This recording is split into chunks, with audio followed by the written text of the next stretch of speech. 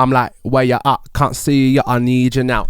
Fake Mink just dropped his debut studio album, Terrified. The reception initially has been mixed. Some people are raving about it. Some people are calling it derivative of his older work. I'm not here to give my opinion about Fake Mink's album. I'm here to give my opinion on someone's opinion on Fake Mink's album. Hakeem is an internet personality who's been in the rap scene for a minute. He made a video reviewing and giving his thoughts on the Fake Mink project, and he said something that I thought was very interesting. He mentioned how he believes Fake Mink suffered production-wise on this project because he wanted to make this entire thing self-produced. Hakeem argued that Fake Mink's biggest hits were with other producers, so this ego-driven choice of making the project entirely by himself weakened the overall capabilities of what the project could have been. If you don't know what self-producing is, it basically means when the artists themselves also make the beat, and it also sometimes means that the artist pretty much takes like the entire creative direction of the project. When you first think about it, it's no wonder why a lot of people want to have this title. To many, such as myself, it's seen as a medal of honor, something that you can stamp the project with. You can hold your head up high saying, "World, I did this. I am such a good musician." Not only are you hearing my voice, but you're hearing my mind play out on the beat. I'm so good. I'm so amazing. My artistic vision is impeccable. I don't need help from anyone. Shut up, shut up, shut up. Self-production thrives in an ego-driven, individualistic environment, which rap has always kind of been. You know, a lot of rap is about boastful braggadocio, and what other ways can you boast and brag about the music that you're making? Well, you can say that you made the entirety of the song. Being self-produced is super compelling, but it isn't necessarily necessary. Think about some of the best rap music we have ever gotten and who it's come from. It's a lot of the time from group settings. The Neptunes, Gambino and Ludwig Van Gorenson, Mike Dean and Travis Scott. You could take those duos, divide them by half, and just keep the main artist, who a lot of the time they also have production skills. But you're telling me you'd want to rob yourself of all of this amazing music to what? To prove a point that you can make music yourself? In this video, I wanted to go over self-producing a bit more deeply, talk about why people do it, and give my opinion on whether self-production should be viewed as a boundless form of self-expression and creative vision, or if it's just someone's ego getting in the way of them making truly amazing music. To start off, I want to get a bit more into detail about what self-producing really is. A self-producer simply means that you are not only the vocalist on the song, but you came up with the beat, the melody, you produced and arranged it. This was obviously done in group settings before when, you know, the majority of people were in bands. The entirety of the song was a whole collaborative effort. All the band members would help with the lyrics, the general rhythm, flow, all that, right? It wasn't till like Prince where the idea of self-production became super mainstream. But being self-produced back then isn't like being self-produced today. I mean, there was no FL Studio in, the 70s? When was Prince around? Oh, holy shit. Some old guy's probably gonna fucking shoot me for not knowing this. In the 80s and 90s, FL Studio wasn't a thing. Serum wasn't a thing. So to be able to conceptualize and play every single part of a song, he had to know how to play the drums, how to play the guitar, how to play synths, how to play the keyboard, which kind of makes your brain explode if you think about it. I mean, like, someone can dedicate their entire lives to being a drummer and they still might not be like the best. This guy not only was great at performing and singing, but he also did everything else. Like, researching this video, I found out he learned how to masterfully play the drums at 13? That's insane. Other people in my research who I found who were self-produced before it was a real official thing was Stevie Wonder, Bjork, 9 Inch Nails, Grimes. But I feel like self-production has really taken a new life with hip-hop, I think. In my generation, the person that we all look up to as the self-producing GOAT is Tyler, the Creator, and Kanye West. Kanye West to a less extent, because I'll bring him back to the later parts of this video, but he's not entirely a self-producer. He gets immense help from other people, but Tyler, the Creator, as far as I know, produces, writes, arranges everything that he makes. I mean, he wants to make it a point so much that on his last couple of album covers, he puts it on the front to make sure people know. And I said he's the biggest in my generation because, I mean, that was the inspiration for me wanting to produce my own beats, partially. I mean, when I started my music journey, I started off producing beats because, one, I thought it was really cool and it was really fun.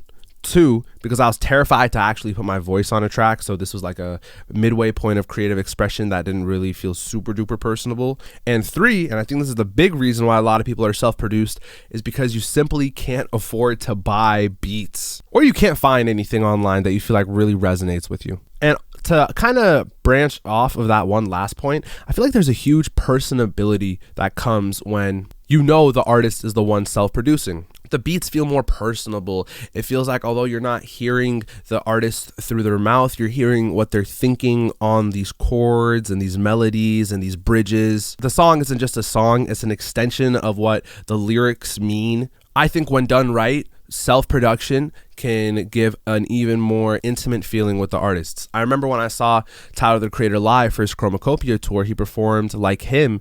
Like, I got pretty emotional when he was singing, but then as soon as the beat broke down,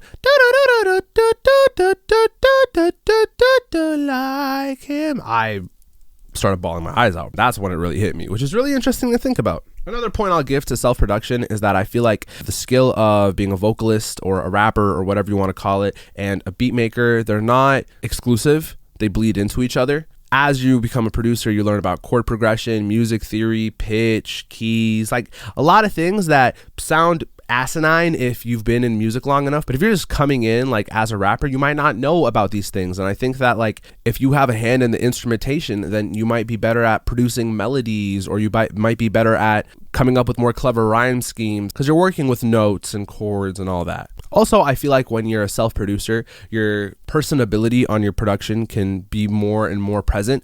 I think that, you know, acts like Slayer and Jane Remover in the underground prove this. Their skills as vocalists is nothing to sleep on, but I believe that a good chunk of their notoriety comes from their talent as producers. Both Jane Remover and Slayer have very unique sounding beats that you really couldn't make if you weren't the ones making them. Like a Jane Remover type beat is not similar to anyone else's type beat. I feel like also another reason as to why people choose to be self-produced is because I think it leaves you with more merit as a musician.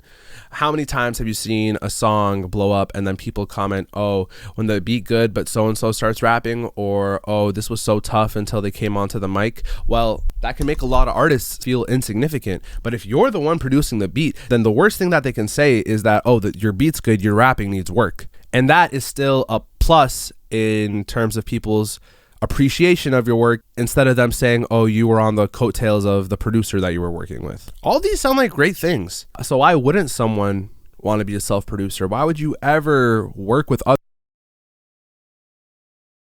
If you're enjoying this video right now and you're liking what you're watching, please follow my Instagram and TikTok. It's at Ali Has a Cool Username. Like and subscribe as well. It means the world if you were to do that. And yeah, back to the video. In my own personal music journey, an unintended consequence of me following Tyler, the Creator's strict self-produced mentality was that in feeling like I need to prove myself, I became a recluse in my local music scene, wanting to solely work with myself and rap on my beats and not have anyone else in the studio because I wanted to clearly have a distinct, unique vision. This led me to be reluctant to work with anyone else. And although I have fleshed out my production muscle and my vocalist muscle, I do feel like, you know, there could have been an opportunity where I could have just, you know, swallowed my pride and worked with other people. I just recently did with my song Forever. That beat was not made by me, but that was the first time I've ever publicly put out something that was not made by me. And it felt weird breaking that cycle. A part of me was like, oh, I'm really, you know, breaking my streak. But I think that song's great. But I made that because I was like taken aback as to how much I love the beat and like the ideas that were sparking because of hearing what the producer did. That song would have never happened if I stuck by these rules that I made for myself. I felt like SpongeBob in that one photo where he's in the handcuffs, but they're entirely too big for him, and it's like a choice that he has the handcuffs on. And now that I finally kind of broke free from that, I'm thinking to myself, oh my goodness, what's next? See, like inspiration's a weird thing, you know. Every single artist makes it a point that they get inspired, but why not get inspired by the production that you hear from someone else to like write a song? This kind of bleeds into like, if you sample a song, is that considered stealing? I made a video about this actually, so if you wanted to like check that out in more detail, here you go.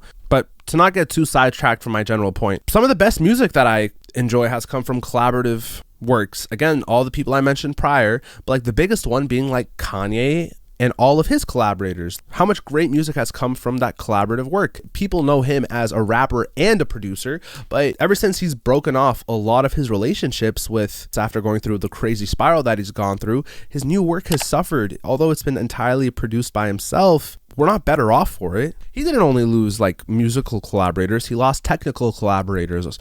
The mixing and mastering on that project suffered and sucked because a lot of those people just didn't work with Kanye anymore. And I think I kind of want to, bleed into the second point about this is like, where does the independentness take you? Like, how far does the independentness have to go, right? Like, let's say you're releasing a song or an album. How much of the burden of that do you want to fall on you? And how much of it does it have to fall on you to satiate your ego and to say that you've taken direction over this, right? There's so many jobs that have to be done to release a body of work. You have to have like the general artistic vision and direction. You have to have people who like design the cover, the color palettes and fonts, overall branding. Then to the music themselves. Someone has to write it, someone has to produce it, someone has to engineer it, someone has to do background vocals or features, someone has to mix it, someone has to master it. If you want to have live instrumentation, someone has to do the live instrumentation. If there's music videos, someone has to direct that, and then that's a whole other can of worms. But you see the point that I'm trying to make here? Like, if you're trying to be self-produced for like entirely to say that you did it, how many jobs can you really take on and still be able to put out something, right? I think this goes back to the conversation of like a jack of all trades is a master of none. And I know people are saying, but a master of none is still better than a master of one. But that doesn't fucking make sense, bro. And I'll tell you that from personal experience. I, before just focusing on YouTube and music, had like a clothing brand and I was doing school and I had a part-time job and blah, blah, blah. And sure, I would put stuff out, but nothing would amalgamate because by the time each one of those projects had a new output, it would be like 6 to 8 months in between. I would have never been able to develop any type of consistency and develop any type of momentum doing this if I was spread so thin like how I was before. Like, sacrifices have to be made, right? Because also, don't you want the best product at the end of the day? And the best products can't come if you're so preoccupied doing 50 other jobs, right? So a lot of the times it comes out of necessity. I understand that. I mean, even for me, I'm learning how to mix because I can't afford to spend like $200 per every song as I'm unemployed pursuing this music shit. But this isn't like a forever thing. It's just me like working with what I have. And I understand a lot of people are coming from that perspective. But I can fully admit that like a lot of my art could have been better if I like let another person come in and take over the reins. Also, why do we choose to have this self-production over our head? When we talk about movies, Christopher Nolan's doing just one job. Now imagine if Christopher Nolan was also the guy in the bat suit and also the guy designing the tumbler. That movie would have never come out because it would have taken 100 years to make. So by that logic, why don't we apply the same thing to music and musical projects? So, did Fake Mink ruin his album by self-producing it entirely? I don't know. I haven't even listened to it fully yet. And I think judging music the week it comes out, although I do it, I think it's pretty stupid. But I will say this to have like a general opinion on this. I think it's very admirable for someone to want to be self-produced. There is a lot that you can learn about music. And I think if someone wants to up the echelon of quality of work that they do, then being self-produced would be a nice next step because it does make the music more personable. And overall, I think it's better if you're trying to be a good musician to know how some of this shit works. But again, like, collaboration shouldn't be something that you run away from. It should be something that you choose to embrace and choose to bring in, because like I mentioned with countless examples before, it can lead to some of the best music ever. And just because someone else is in the room doesn't mean that you don't have a hand in the production. It just means that you have to give up a little bit of the credit, which in all honesty, I think that's more than fair if at the end of the day you want to be the best artist. Not the best self-produced artist, the best artist. That's my opinion. Let me know what you think though. My name is Ali. I hope you have an amazing day. Thank you so much for watching this video. New video next week. I have a show in Toronto at North by Northeast. Tickets are in sale on my IG bio. Please go ahead and check that out. Thank you so much. Bye bye.